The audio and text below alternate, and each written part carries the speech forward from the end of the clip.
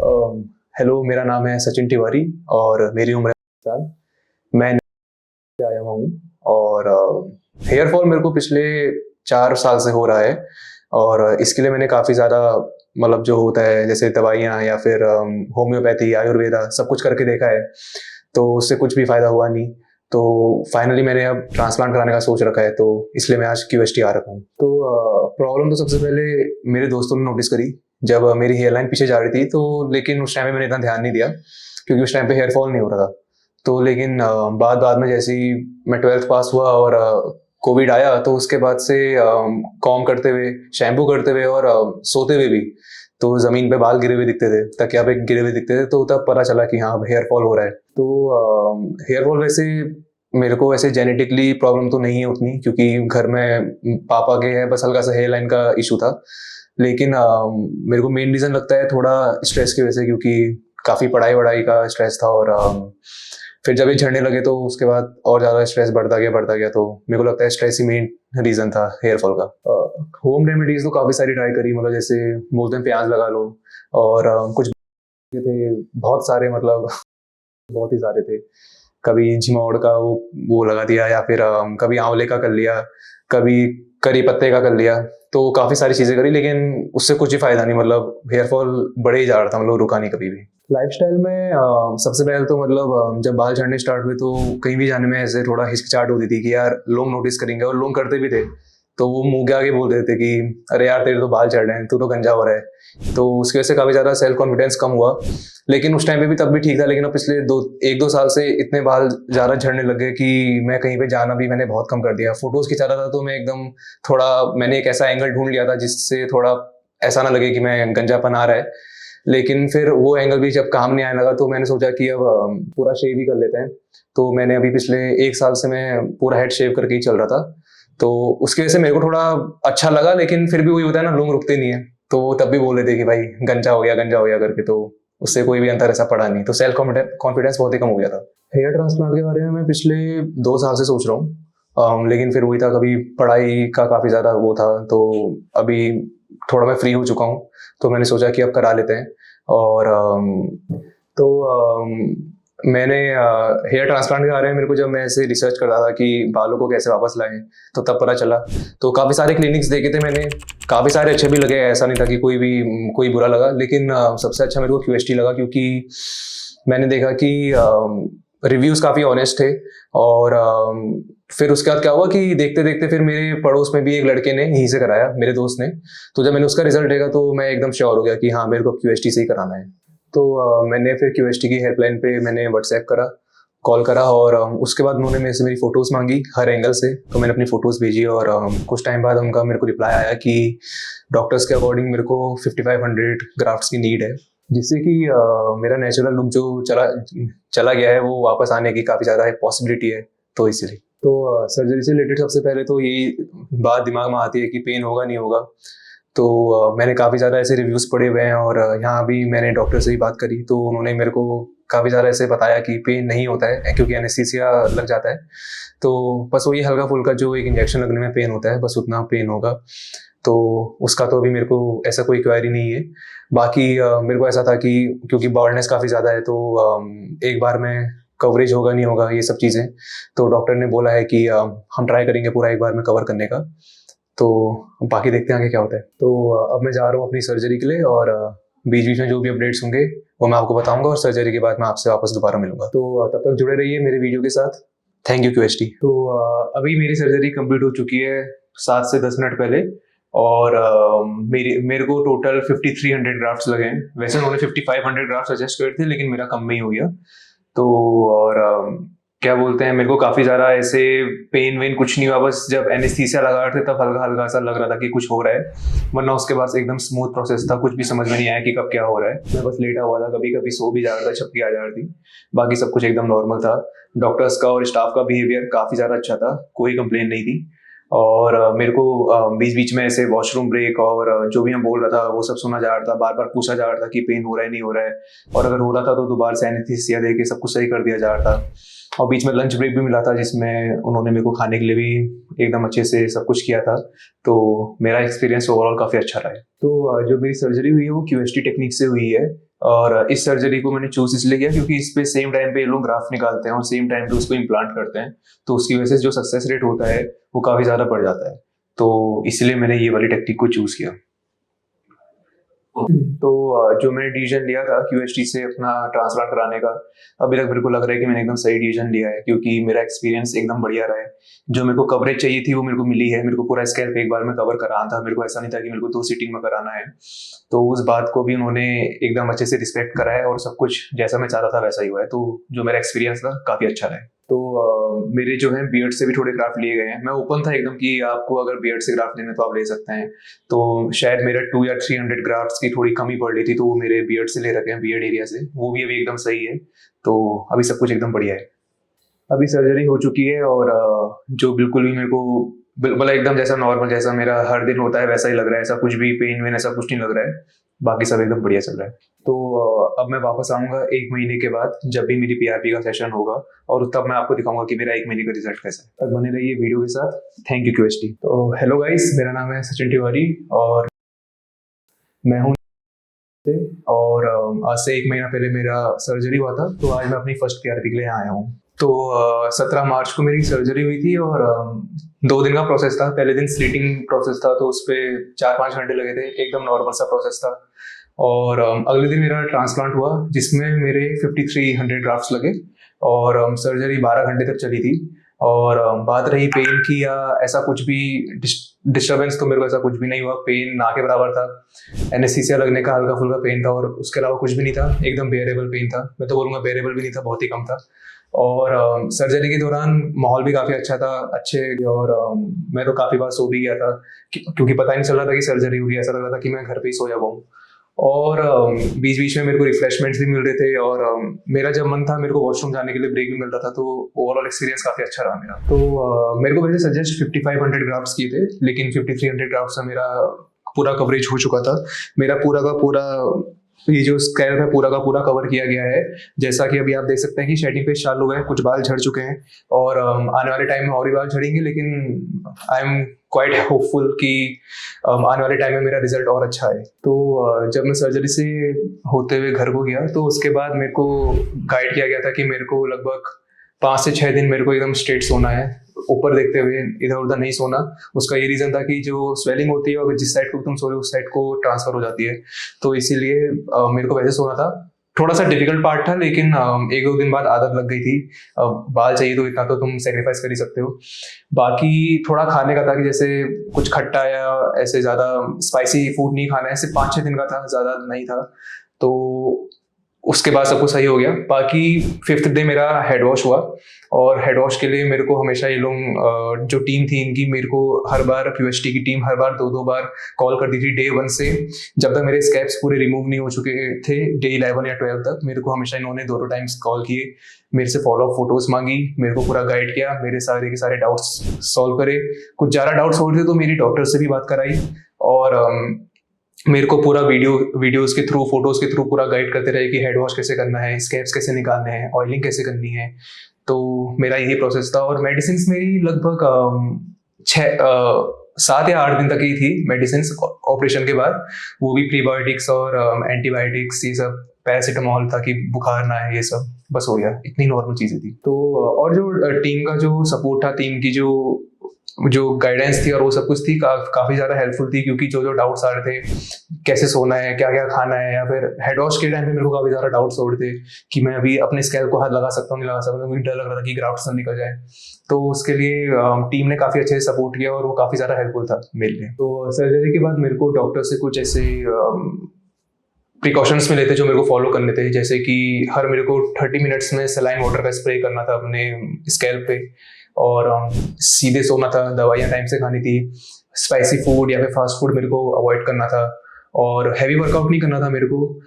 ऐसा था कि मैं अपने घर के अंदर टहल सकता था, अगले दिन से ही, ऑपरेशन के अगले दिन से ही घर के अंदर टहल सकता था, उसमें कोई दिक्कत नहीं थी, बिना सर्जिकल कैप के कर सकता था। लेकिन जब भी वॉशरूम जाना था तो उसके लिए मेरे को सर्जिकल कैप वेयर करनी थी।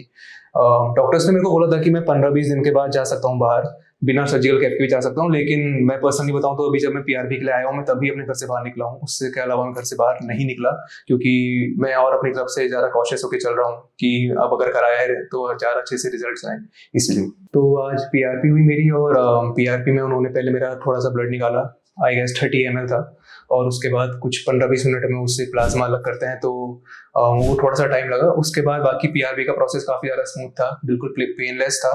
और मैं अपने एक्सपीरियंस से बता रहा हूँ, मैंने पहले पीआरपी काफ़ी बार करा रखी थी, उसमें मेरे को सच में इतना पेन हुआ था कि मैं झटपटा गया था, मैं बोल रहा था कि अब रहने दो, नहीं करनी, लेकिन फिर करानी पूरी पड़ती थी। लेकिन यहाँ पे काफ़ी मतलब बात करते करते पता भी नहीं चला कैसे हो गई, क्योंकि ये लोग मसाजर का यूज़ करते हुए अच्छे से इंजेक्ट कर रहे थे। तो पीआरपी का प्रोसेस काफ़ी ज़्यादा पेनफुल नहीं था, मतलब एकदम नॉर्मल जैसा एनेस्थीसिया के टाइम पे हो रहा था एकदम वैसा ही था, बाकी बिल्कुल ही पेनफुल नहीं था। तो ये था मेरा 1 मंथ का एक्सपीरियंस और पहली पीआरपी का एक्सपीरियंस।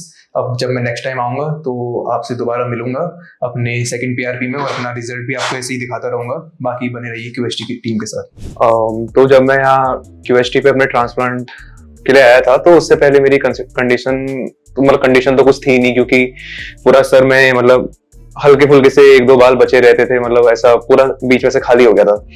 तो ये प्रॉब्लम थी मेरे को, मैं जब 16-17 साल का हुआ तब से मेरे को हेयर फॉल की प्रॉब्लम स्टार्ट हो गई थी, और ये हल्के करते हुए जब मैं 19-20 साल का हुआ तब तक मैं पूरा बॉल्ड हो चुका था बीच में से। तो फिर मैं पूरा अपना सर गंजा करके रखता था पढ़ाई के लिए और ये सब। जैसे ही फिर मेरी पढ़ाई पूरी हुई और मेरा ये सब कुछ हुआ, तो फिर मैं यहाँ पे ट्रांसप्लांट कराने के लिए अभी मार्च में आया था।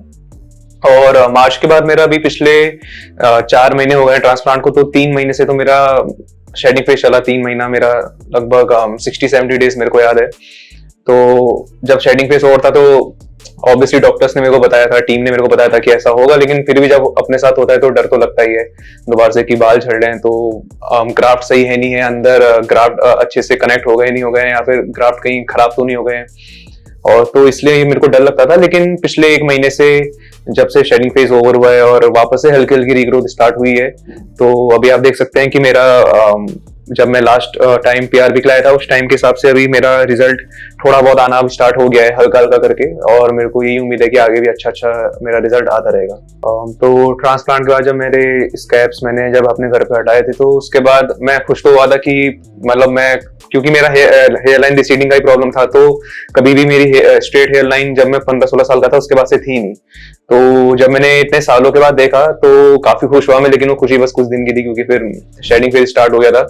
लेकिन फिर जब शेडिंग फेज खत्म हुआ और उसके बाद वापस से जब हेयर लाइन बनने लगी, और अभी तो मतलब काफी ज्यादा वेल डिफाइंड हो गई है।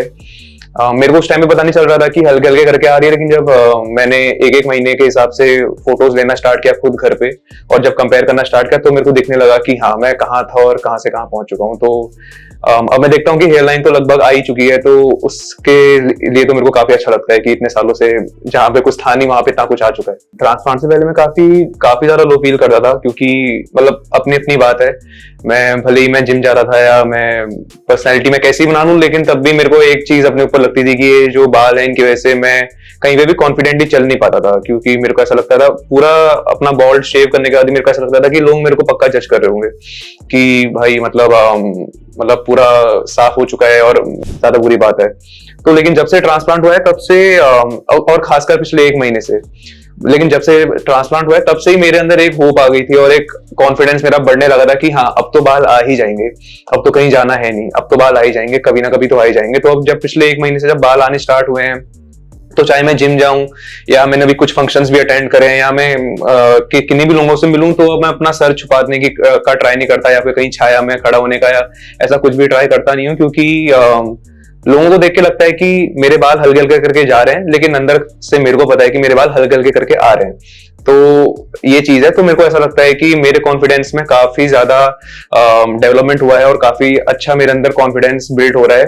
जैसे अभी मेरे को दिख रहा है कि मेरा लगभग 30% रिजल्ट आ चुका है, अगले कुछ टाइम में मेरा 100% रिजल्ट आएगा कुछ महीनों में, तो उसके लिए मैं बहुत ज्यादा एक्साइटेड हूँ, और उस टाइम पे तो कॉन्फिडेंस और ज्यादा बढ़ जाएगा। तो जब मैं पहले पढ़ाई करता था या जब भी मैं से कोचिंग में या कहीं भी बाहर दोस्तों से मिलना या कहीं भी जाता था, तो जब तक मैंने अपना शेव नहीं किया हुआ था, तब भी मैं शीशे में देखता था, सोचता था कि यार मतलब इसमें मैं क्या ही सही करूं, क्योंकि थोड़े थोड़े से बाल बचे हुए हैं, और ऐसा भी नहीं कि मैं उनको बड़ा करके कवर अप कर सकूं, क्योंकि कर्ली हेयर है तो वो आगे आते ही नहीं थे, वो ऊपर ही ऊपर रहते थे, तो वो बहुत ही बेकार सा लुक लगता था। तो मैं फिर भी चल दे रहा था बिना शीशे में देखे हुए, या फिर हल्का ऐसे ऐसे हाथ से वो कर लिया। कॉम्बिंग को मेरे को मतलब अब मेरे को वापस से मैं हल्का सा कॉम्बिंग करने लग गया हूँ, वरना 2-3 साल से तो मैंने कभी कॉम्ब को हाथ भी नहीं लगाया था। मैं बस इतने से बाल थे तो उनको हाथों से ही ऐसे ऐसे सेट करके मैं निकल गया था। और फिर जब मैं बॉल्ड हुआ पूरा ऐसे शेव करके, तो मेरा मोबाइल का सेल्फी कैमरा, घर के शीशे, वो तो बस नाम मात्र रह गए थे, क्योंकि मैं अपने चेहरा में ज्यादा देखता ही नहीं था, क्योंकि मेरे को पता था कि क्या ही अंदर आ जाएगा। हल्की सी बियर्ड है और बाल तो है नहीं, तो मैं क्या चेंज करूंगा अपने आप में। तो बस मैं तैयार होता था और निकल लेता था। लेकिन आज के टाइम पे अगर मैं देखूं तो सबसे जरूरी बात जो मेरे को सही लगती है वो ये कि मेरी हेयर लाइन काफी सही आ गई है। तो हेयर लाइन आ गई तो उससे एक तो मेरी एज अपने आप कम लगने लग गई है। लोग मेरे को पहले सोचते थे कि मैं लगभग 30 साल का हूँ, आराम से सोचते थे, लेकिन अब हल्के हल्के करके उनका पर्सपेक्टिव भी बदलने लगा है। लोग देखते हैं तो उनको लगता है कि हाँ भाई इसके भी बाल वापस से आने लगे हैं। अब अननोन्स को तो नहीं पता है, जो मेरे को चुपचाप देखते थे या जिनको मैं अच्छे से नहीं जानता हूँ, लेकिन जो भी मेरे को देखता है अब उनको देख के लगता तो है कि यार मतलब कहाँ इसकी पहले पूरा चला गया था यहाँ से पूरा, और अब पूरी ये अच्छे से हेयर लाइन आने लग गई है। तो वो चीज देख के मेरे को काफी अच्छा लगता है। तो जैसे अब आज मैं आया था तो मेरी पीआरपी हो चुकी है, और जब मैं आया तो मैं यहाँ हॉस्पिटल आया और यहाँ के स्टाफ ने मेरा ब्लड सैंपल लिया, और उसके बाद उसका कुछ प्रोसेस होता है जिससे वो जो प्लेटलेट्स होती हैं उनको हटाते हैं, प्लाज्मा को, ये सब चीजें करते हैं। उसके बाद मेरी पीआरपी हुई, और पीआरपी में सच बताऊं तो पेन मेरे हिसाब से तो कुछ खास था नहीं, नॉर्मल सा, ऐसा लगा कोई चींटी काट रही है ऐसा कुछ। वो भी थोड़ा सा लगता रहता है क्योंकि ये साथ में मसाजर जो होता है वो भी यूज करते रहते हैं, तो उससे ऐसा कुछ खास पेन का पता चलता नहीं है। तो पीआरपी काफी सही रही, और मेरे को ऐसा लगता है कि पीआरपी हेयर ट्रांसप्लांट के बाद काफी ज्यादा इंपॉर्टेंट है। मैंने ट्रांसप्लांट से पहले भी पीआरपी कराई थी जब मेरे झड़ने लगे थे बाल, लेकिन उस टाइम पे पेन इतना मैंने पहले पीआरपी कराई थी और मेरा पेन इतना हो गया था कि मैंने पहली बार कराई और मैंने बोल दिया कि मैं दोबारा नहीं कराऊंगा। और उससे भी मेरे को, मैंने फिर भी लेकिन 2-3 बार कराई और कुछ ऐसा रिजल्ट मेरे को दिखा नहीं। लेकिन अब जब मैं ट्रांसप्लांट के बाद पीआरपी, मेरी 3rd पीआरपी है, तो मैं करा रहा हूँ, तो मेरे को दिख रहा है कि हाँ ये जो पीआरपी है मेरे ट्रांसप्लांट को सपोर्ट कर रही है। और मेरे को लगता है कि ट्रांसप्लांट के बाद तो करानी ही चाहिए, और हर 4 महीने 5 महीने में जितना भी किसी को कंफर्टेबल लगे मेरे हिसाब से करानी चाहिए, क्योंकि ये रिजल्ट को काफी ज्यादा बूस्ट करता है, और जो बाल बचे हुए हैं और जो बाल नए आ रहे हैं उनको काफी अच्छे से सपोर्ट करता है। तो ट्रांसप्लांट से पहले सच बताऊं तो मार्केट तो पूरा अफवाहों से भरा हुआ है। तो मैंने भी देखा था ट्रांसप्लांट से पहले कि ब्रेन कैंसर हो जाता है, या फिर सर दर्द होने लग जाता है, आंखें सूज जाती हैं मैंने तो ये तक सुना था कि डेथ भी हो जाती है। लेकिन जब मैंने यहाँ बात करी क्यूएसटी के स्टाफ से, और उसके बाद मेरा डॉक्टर से अपॉइंटमेंट हुआ, काउंसलिंग हुई, तो उसके बाद मेरे को काफी ज्यादा रिश्योरेंस मिला। मेरे को पता चला कि नहीं, ऐसा नहीं होता है। लेकिन फिर भी थोड़ा रहता है ना कि मार्केट में इतनी सारी बातें चल रही हैं, तो हल्का फुल्का डर रहता ही है। लेकिन आज जैसे मेरे को 4 महीने हो गए हैं और अभी तक मैंने तो कोई वैसा साइड इफेक्ट फेस किया नहीं है। स्वेलिंग हल्की फुल्की थी, वो एक फर्स्ट वीक के अंदर ही आई और उसी टाइम पे चली भी गई। और डोनर एरिया मेरा बिल्कुल हील हो चुका है, वहां पे ना ईचिंग होती है ना पेन होता है। रेसिपिएंट एरिया आप देख ही सकते हैं, ग्रोथ हो रही है, ना कोई पेन है ना कोई ईचिंग है, कुछ भी नहीं है। तो मेरे हिसाब से जितनी भी अफवाहें थी मेरे हिसाब से तो झूठी थी, और जिसको भी ट्रांसप्लांट कराना है वो करा सकता है। अपने डॉक्टर से बात करिए, मार्केट में तो सभी डॉक्टर बने फिरते हैं, तो जो एक हॉस्पिटल है और जहाँ कराना है वहाँ डॉक्टर से बात करेंगे तो आपको पता चलेगा। तो आप फोटो से देख सकते हैं कि मेरी पहले की कंडीशन कैसी थी, और आज तो मैं आपके सामने बैठा ही हूँ, आप देखिए रहे मेरी कंडीशन कैसी है। तो मैं यही होप करता हूँ कि आगे भी मेरा ऐसे ही रिजल्ट अच्छा आता रहे। अभी तो 30-40% ही आया है, आई होप कि आगे और अच्छा है, और मैं ऐसे ही आपको दिखाता रहूं मेरा रिजल्ट, और आप लोगों के अंदर भी कॉन्फिडेंस आए ट्रांसप्लांट कराने का क्यूएसटी से। और बस यही, फिर देखते हैं कैसे होता है। तो मैं मिलता हूँ आपसे अपने नेक्स्ट पीआरबी सेशन में, और उस टाइम पे और अच्छी ग्रोथ होगी तो मैं वो भी आपको दिखाऊंगा। बाकी मिलते हैं नेक्स्ट पीआरबी सेशन में। Thank you क्यूएसटी। तो मेरा नाम है सचिन तिवारी और मेरी उम्र है 22 साल। मैं नैनीताल उत्तराखंड से आया हुआ हूँ, और मेरे ट्रांसप्लांट को आज 4 महीने कंप्लीट हो चुके हैं, और मैं क्यूएसटी हरिद्वार पे अपनी 3rd पीआरपी के लिए आया हुआ हूँ। इस ड्यूरेशन में शेडिंग फेज कंप्लीट हो चुका था and baby hairs growth phase में एंटर कर चुके थे। आगे अपकमिंग महीने में जल्द ही हमें और भी अच्छे रिजल्ट देखने को मिलेंगे। डोनर एरिया जहां से ग्राफ्ट्स एक्सट्रैक्ट किए गए थे कंप्लीटली अनडिटेक्टेबल था। कोई विजिबल एक्सट्रैक्शन मार्क्स या स्कार्स नजर नहीं आ रहे थे, जो हमारी एडवांस्ड क्यूएचटी टेक्निक का एक स्ट्रॉन्ग प्रूफ है।